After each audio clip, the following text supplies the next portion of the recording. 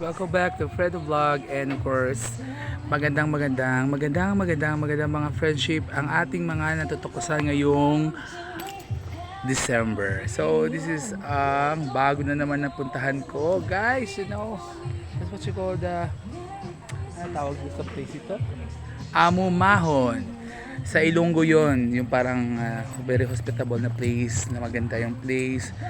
Ayan, nakikita nyo, marami yung mga animals dito. Mostly na makikita mo, ang ganda-ganda talaga.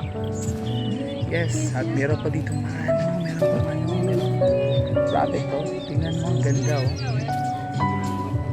Meron na po ngayong gig dito sa ano. Ang ganda ng place, guys.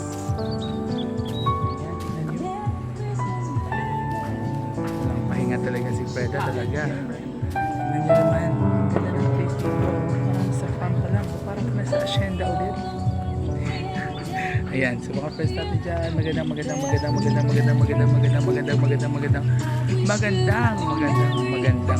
sa inyong lahat. Umaga o hapon o gabi, para sa inyong lahat yan